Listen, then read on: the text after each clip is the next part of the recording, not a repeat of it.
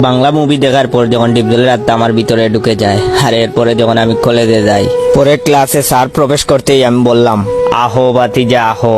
তখন স্যার বললেন, তুই জানিস না আমি একজন টিচার? তখন আমি বললাম, তুই কি আমারে ফুটপাতের মাস্তান ভাবছস?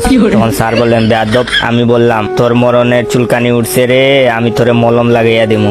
তখন স্যার বললেন, তুই কি চাস? তখন আমি বললাম, তোর কিছুই দিতে হবে না, প্যান্ট খোল। স্যার বললেন, তুই কে?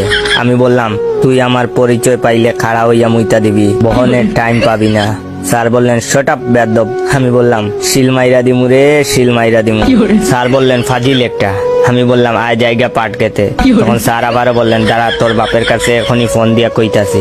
আমি বললাম, ওই বুকাচুদা কয় কি? স্যার বললেন, কি বললি তুই? আমি বললাম, হিসাব বুঝো না, দুধু খাও। এক লোক তার বউকে SMS করছিল, কিন্তু ভুলবশত সেই মেসেজটি চলে গেল এক বিধবা মহিলার কাছে। সেই বিধবা মহিলার স্বামী মাত্রই গতকাল মারা গিয়েছেন। যাই হোক, মহিলা মেসেজটি খুললেন, পড়লেন এবং সাথে সাথে অজ্ঞান হয়ে মাটিতে পড়ে গেলেন। কি লেখা ছিল সেই মেসেজে, যে কারণে মহিলাটি অজ্ঞান হয়ে গেল? মেসেজে লেখা ছিল যে, আমার প্রিয় বউ, আমি ঠিকঠাক মতোই পৌঁছেছি। আমি জানি তুমি আমার কাছ থেকে মেসেজ আশা করনি, এখানেও আজকাল মোবাইল ফোন এসে পড়েছে। আমি আসার সাথে সাথে তারা আমাকে একটি মোবাইল ফোন গিফট করেছে। সেই মোবাইল থেকেই আমি তোমাকে মেসেজ পাঠালাম। তুমি জেনে আরো খুশি হবে যে তারা সবাই এখন তোমার জন্য অপেক্ষা করছে।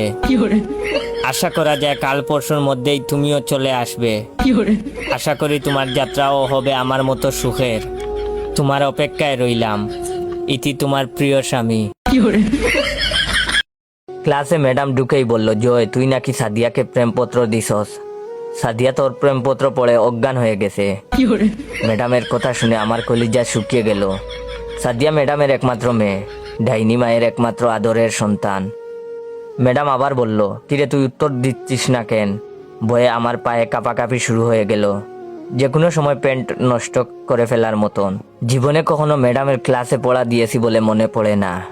ম্যাডাম এমনিতেই আমাকে দেখতে পারে না, তার উপর তার মেয়েকে প্রেমপত্র দিয়েছি, সেটা পড়ে বেচারি অজ্ঞান।